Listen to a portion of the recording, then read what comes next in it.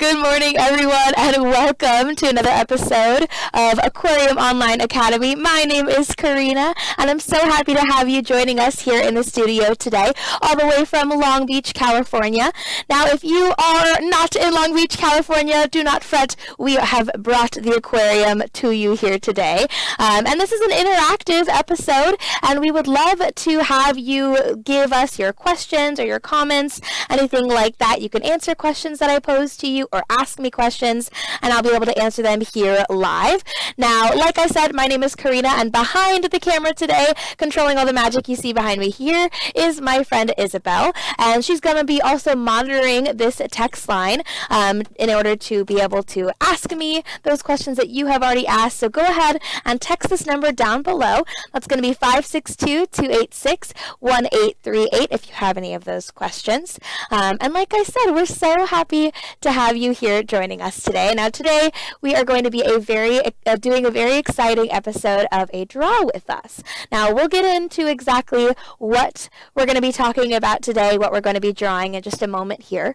But before we do, I want us to warm up our brains. Now, yes, we are going to be drawing today, but we're also going to be learning and making observations of a couple, mostly one main really awesome type of animal. So to warm up our scientist brains, let's first make observations. Now, if you've watched one of our online academies before, you know exactly what an observation is. But if this is your first time here, let me explain it to you. So an observation is something that we can make using one of our 5 senses. Now today, since we are doing this virtually, the best sense to kind of use to make our observations is going to be our eyesight, right? So we are going to use our eyesight to tell us a little bit more about whatever it might be that we're looking at, okay? So I'm going to go ahead and step off screen, and we are going to be making an observation of the exhibit that's behind me here today. Now this is our Tropical Pacific gallery. It's a exhibit in our Tropical Pacific gallery called Big Trop, and it has so many different types of animals in it. This is a really beautiful example of a warm water habitat, and this is actually live footage. So if at any point you want to go see what it looks like inside one of our exhibits here at the aquarium, you're welcome to tune in to one of our live cams at explore.org. And so without further ado, let's make some observations of what we're seeing behind me here today. So like I said, let me step off screen real quick and let's see what we can find. All right, I'll give you a couple seconds. Now remember, we're making those observations. So maybe it's colors that you're noticing. Maybe you know some of these animals. You can make some observations about specific animal species or just really anything that you see. Now, once again, if you want to share your observations with us, we love it, right? Isabel will let me know if you have any questions, and I can answer them here live. She can also answer them herself on the screen. So you are welcome to go ahead and text that number at 562-286-1838. All right, my friends, let's see. I'll give you a couple more seconds to make those observations.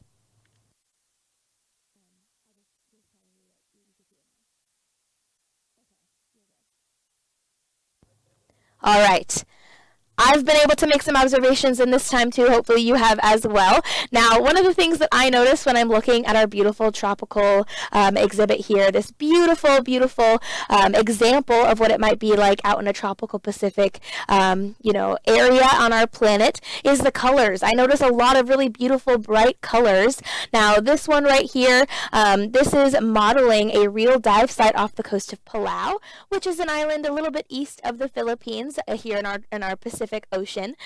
So not too close to home for us here in California, but on the other side of the Pacific, where the water is a little bit warmer, a little bit closer to the equator, right? Which is kind of where the sun shines the brightest. It's the closest to the earth, and it makes the water nice and warm and gives the ability for coral to grow. So lots of coral species are warm water species, and we can see that there's coral all over the place here. I'll step off the screen. There's some behind me over here in this corner as well. And because of that coral, there's lots of animals that find this area home. So lots of different types of fish species, and most with really bright colors as well. And you can see Mostly similar types of reef fish. We also have some sharks swimming by as well. But the animal that we are going to be talking about today might not be seen here in this exhibit, but it definitely could be found in some tropical areas. And let's see if my friend Isabel maybe wants to pull up a picture of what we are going to be talking about today. Now, we're only going to be looking at it for a moment here because I don't want to spoil too much of it. Awesome. Look at this. This is a reef squid, and we are going to be talking about squid and octopuses all day today. And we're actually going to be able to draw them. Now, I'm going to go ahead and move over to my document camera if you want to come on over with me. Now, this is going to act as my piece of paper for the day. I'm going to be using a whiteboard and a marker, but you at home, you can use a whiteboard and a marker if that's accessible to you. You can also use a pen, a paper, a pencil. You can use colored pencils. That's one of my favorite ways to draw. We have those over on the side here too. But like I said today, I'll be using a whiteboard and a marker. Now, drawing is difficult for some people, right? And I totally understand that. I feel the same way sometimes. But one of the best things to know about drawing is that nothing has to be perfect, right? It's just for fun, and it's actually also going to be a really great tool for us to learn today, too. Now, before we get into the drawing portion of this, I did mention that we are going to be talking about squid. And first, before we can draw, like I said, let's learn about exactly what a squid is. Now, a squid is a type of animal that we call a cephalopod. Now, that's a really hard word to say, but it's a cephalopod. Now, this word might be familiar to you. It might be completely new. But one of the things that I like to do when I'm learning a new word is break it up into parts that I can understand.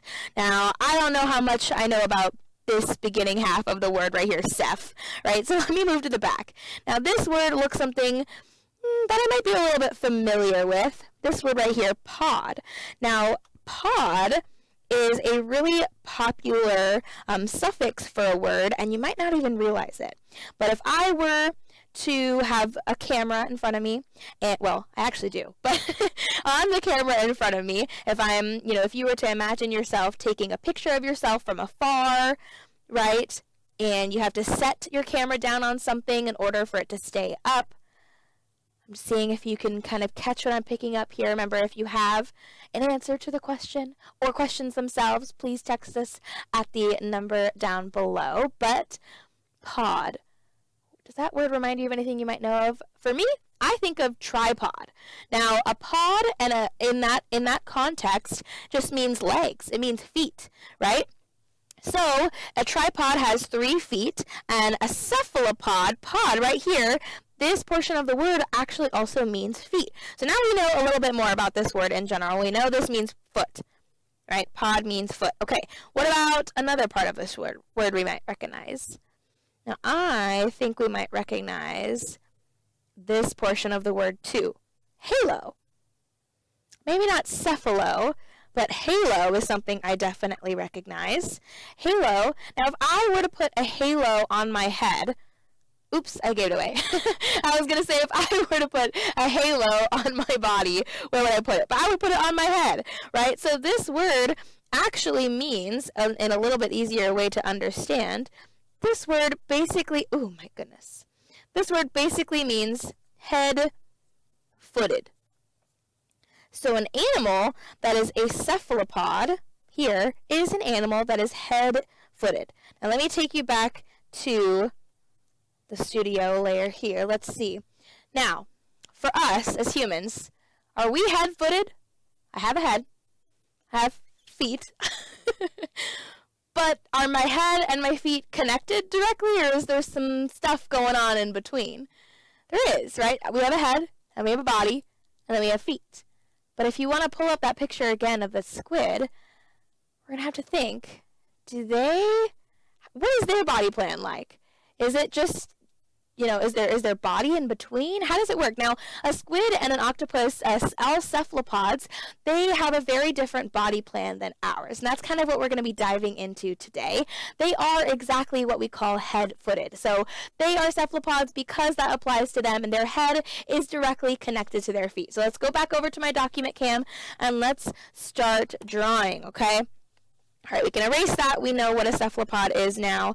We know that our squid is a really great example of a cephalopod. Now, let's go ahead and begin. Now, like I said a bit earlier, drawing does not have to be perfect. This is not a science. I mean, what we're learning today will be science, but the drawing itself does not have to be perfect, okay? So, what I like to start with when I'm drawing a squid is the body. Now, the body on the squid is actually going to be the top half of its body. So this here, the top half of what you see, that's its body.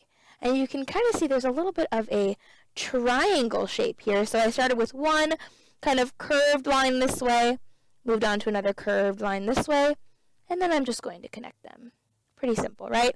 So it's kind of a little bit of a curvy triangle shape.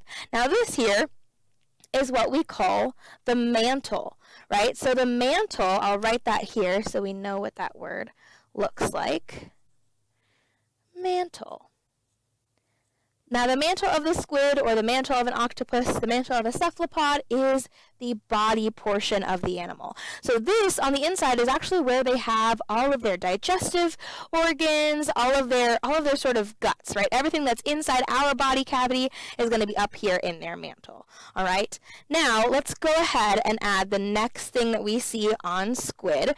I know that when I was looking at that picture that we had just a moment ago, here it is again.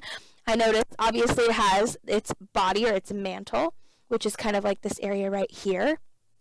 But what about these things on either side of that mantle? What do we think those might be? Like I said, you're welcome to go ahead and text us if you want to share what you think it is. Like I said, this is interactive and it's a lot of fun when we have people giving us their answers. So what are these little things on either side of the squid's body or the mantle of the squid? Do we know? Give it a second. It looks kind of like, honestly to me, it looks kind of like wings, right? But for animals that live in the ocean, their appendages, most of the time, we call them fins. And that's exactly what these squid have as well. They might not have fins like other fish, but they do have fins in general. Now, we see a really great video here. I'll go ahead and move out of the way. A really, really awesome video of our reef squid swimming around. Now, they have really, really big fins, and they are able to steer with their fins. Now, that's kind of the same use that our fish have with their fins, except our squid are going to be propelling themselves in a little bit of a different way. Not quite with their fins, but they will be steering with them. Okay, awesome. Pretty cool, right? Maybe this is the first time you're seeing a squid swim around in the water, which is awesome. I love to have this be the first for some of you. All right, let's go ahead and move over to our drawing, and we can go ahead and add our fins. Now, they're going to be kind of some more triangle shapes, and one of the ways that I like to do it is start with a kind of outwardly curved line on that side, and then another outwardly curved line on that side to kind of match. And then you can just bring another line to kind of bring them in and connect them to the mantle. Because obviously the fins have to be connected to the mantle in order for them to work. Now let me go ahead and label what these two things are so we can remember as we're going about our drawing today. We have our fins and we have our mantle. Very, very good. Okay, now the next part of this cephalopod that we are going to add is actually going to be part of their head. Now remember we said this is a cephalopod, it is head-footed. So far we've only drawn the body, right? But their head is this crazy part right here. Now I'm going to go ahead and add two eyes. And that is kind of the best way to explain where their head is. Now these animals, their head is only this portion that's in between their eyes. Now we'll see it kind of coming together as we continue to go about our drawing here. But these are the eyes, and this entire portion, this really small portion right here, this is going to be its head, and this is its body. The whole part of the squid that you notice when you first see it, that is going to be its body. And this is just the head right here. Okay, now moving on with our eyes, let's go ahead and see a picture of one of our squid so that maybe we can get a feel for what their eyes look like. This is just such a great picture here. Let me move over to this side so we can see those eyes just a tad bit better. But if we see their eyes here, do they look like our eyes? Maybe if you're at home, you can look at a mirror. I could see myself on the screen here, and I know my eyes don't quite look like this squid's eyes, and that makes sense, right? They are really well adapted to live in their environment, and we are really well adapted to live in our environment. Now, that might be a word that you're familiar with, maybe not, but an adaptation is something that an animal has on its body, an organism has about itself, that ensures that it can survive and actually thrive in its environment. So our eyes help us to see in our environment on land, and the squid's eyes are a really great adaptation for them to see in their environment, which is water.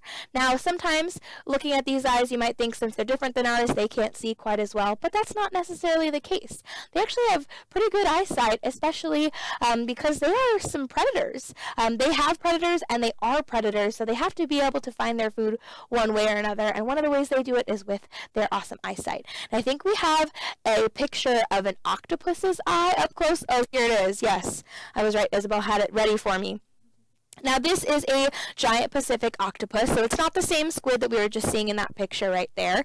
It is a different species, but still a cephalopod. This is still a cephalopod, so the head portion is literally just this tiny area in between their eyes. Ooh. It's moving now, I'm moving. This portion right here, that is its head, and that whole big lump that you see on our octopuses that are behind the eye area, that's their mantle. So most of what you're seeing is body, and a very small amount is their head. But as you can see here, those eyes are really, really crazy. Definitely looking a little bit different than ours. So let's go ahead and move back to our drawing. Now we know kind of what a squid or an octopus's eye looks like. So I'm going to use maybe a darker color here. I have this darker blue, and I'm going to add these kind of like a little bit, definitely different than ours, the middle portion of their eyes, where all of the light comes in and where they're able to receive the light and take note of the image that they're seeing. Okay, all right, so this is a great picture so far of the top half of a squid. Doesn't quite look like a full squid yet, but the next step that we are going to add, well, first, let me go ahead and label these so that we know what they are. Eyes. Yay. We definitely need those on our squid. Okay, now the next step to what we're going to add here on our squid are some freckles. Now go ahead, add some freckles on your squid. Now I do have to break it to you. They're not actually freckles. But this is kind of what they look like, and they are all over the squid's body. Now, not quite just here in the mantle. There will also be some on the head portion once we go ahead and draw that in. But let's see if we have a picture, another picture of one of our squid. Look at this. Now, I believe this squid here, this is a market squid, and these are the squids that we are going to be finding in really high abundance right here off of our coast in California. We have lots of market squid. They only get to be about a foot long, and as you can see, they have these beautiful freckles all the way up and down their body here, and also in that head region, and even further down in this portion of their body, which we haven't quite talked about yet. But what are these freckles? Now, I've been calling them freckles, but I did mention that's actually not what they are. Instead, they are what we call chromatophores. Now, chromatophores on these animals, these cephalopods here, they're able to help these animals to camouflage. Now, we noticed over in our tropical Pacific gallery when we were making our observations that there's lots of light, there's lots of color, and these squid, they want to blend in with all the beautiful colors that are out there in their habitat. There's a really great video of what they look look up, or what they look like really close up.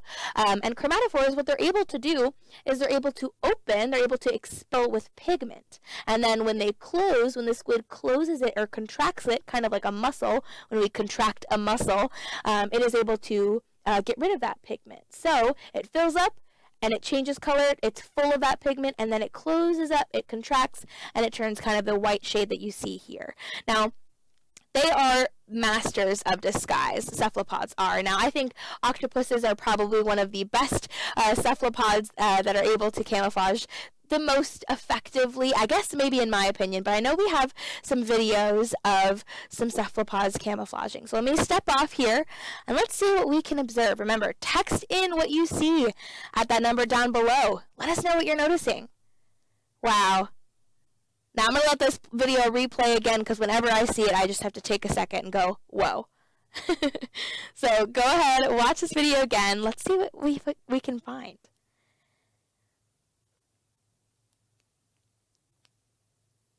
Wow, look at that. Now at the beginning of the video, the octopus that we see here is kind of a red, maroonish color. And then all the way at the end, when it has curled itself up on some of the coral formations that we see in the video, it changes its color entirely. And it's also even able to change its texture. Now that's that is unique to octopuses and not so much squid, but squid can still change their color and they do still have those chromatophores. Now, like I said, text us in if you have any questions about what you're seeing here today, and go ahead and send those questions to 562-286-1838 if you want to share those observations. But what a great video. Now, let's go ahead and move back over to our squid drawing that we have here. Now, we know that these little freckle things, they have names. They are not called freckles. They are called chromatophores. Now that's a longer word. Oh no, I'm running out. That's okay. Good thing I am using a whiteboard, just in case that happens. Chromatophores.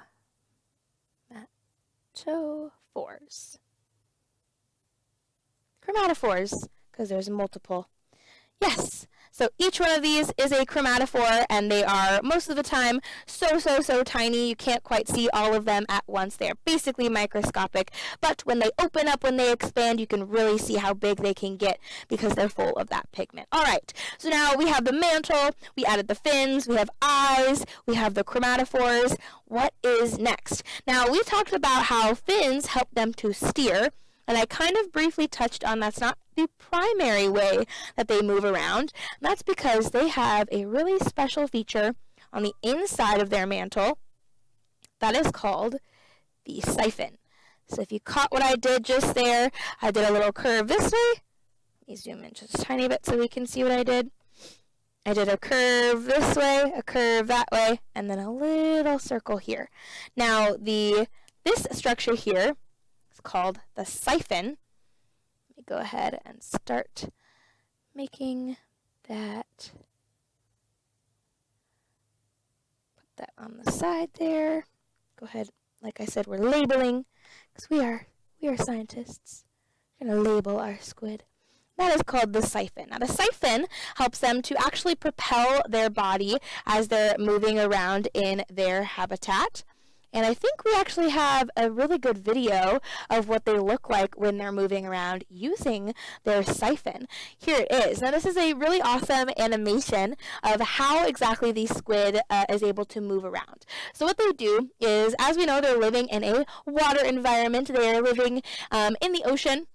And so they have water surrounding their entire body, and they will open up their mantle, kind of fill up their mantle with that water, and then push it all the way through that siphon. So this actually is called something called jet propulsion. So it's also what jets do, and that's kind of how it gets its name. Now, when you imagine a rocket ship about to lift off, it's expelling a bunch of gases and fumes towards the bottom, towards the Earth. So which way is it gonna go? Is it gonna go towards the Earth? No, right? It's going to go opposite. It's going to go up, right? So this squid here is actually pushing against something, and it's pushing against itself, and then it's going to move the opposite direction, as we can see in this video here. Let's watch it one more time so we can get a good look exactly at what it's doing. See, it's filling up its body cavity, its mantle, and then it is using its siphon to concentrate all of that water and expel it out immediately through that siphon, through a really small part of its body, so it's able to continue to move. Now, that siphon is not only useful for expelling water, but it's also useful because that's where it expels everything else. So whether that might be waste or maybe something else that's pretty famous that squids and octopus are able to release. Does anybody know what that might be? I think this video might show it. Let me step off here real quick. All right. There it is. Do we know what that is, my friends? Is that something we might know? Now that right there, all of that kind of gray, it looks like a liquid, that gray liquid right there, it's ink. Now this is a video of an octopus, and this octopus is out there in nature, and when they use that siphon, which we can see on the side of its head, when they expel their ink, they're doing that for a couple of different reasons. It might be to scare off a predator, or maybe even to confuse its prey, and they do a really good job at using that ink as what we call a defense mechanism. All right, let's go ahead and move over to our drawing. Now I have erased our labels so we can go ahead and add one of the most famous parts on the squid, and that is going to be its appendages. Okay, now I am going to start drawing its appendages, and I want you to tell me when to stop. Maybe you know how many appendages the squid has, maybe you don't. Maybe you know how many an octopus has, that might be something you're familiar with, but I'm going to go ahead and start drawing some of those appendages. 1, 2, 3, 4. Let me do some over here. 1, 2, 3, 4. Okay, now do we think I should stop there? Does anybody have a guess? Maybe you know. Might be something you already know, but these squid, right now we have 1, 2, 3, 4, 5, 6, 7, 8 appendages, which you might know that is how many appendages an octopus has, but our squid, they actually have, believe it or not, they have 10. They have 10 appendages. Now, their appendages don't have to look uniform, right? I know that everything on my body isn't quite uniform. Now I just added a couple. Let me go ahead and scooch up so you can see exactly what it was that I added. Let's see here. Let's see there. All right, my friends. Now, this, you might notice, these two that we're seeing down here, they don't look quite the same as everything else I just added. So all of these here, they can kind of just be willy-nilly drawn wherever you'd like. Now our squid, they can have their appendages here kind of sprawled out, or you can make them straight down. I just kind of added some pizzazz, so they're going up like this. And then these two here, they look a little bit different. Now that's because they're actually different parts of their body. Now I'm going to go ahead and add these little dots on the bottom of my two longer appendages here, and let me see if we have a picture of what they are.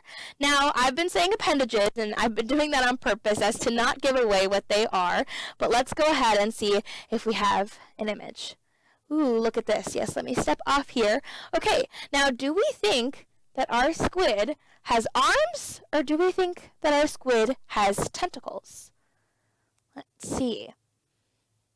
Now, we noticed that maybe you know an octopus, it has 8, and an octopus actually has these little suction cups that we can see in this image here going all the way up and down their arms. But our squid, do they have all the same kind of appendage, or do they have two different ones? They actually have both of these. Now our squids, they are going to have 8 arms and 2 tentacles. So let's move over back to our image that we have here.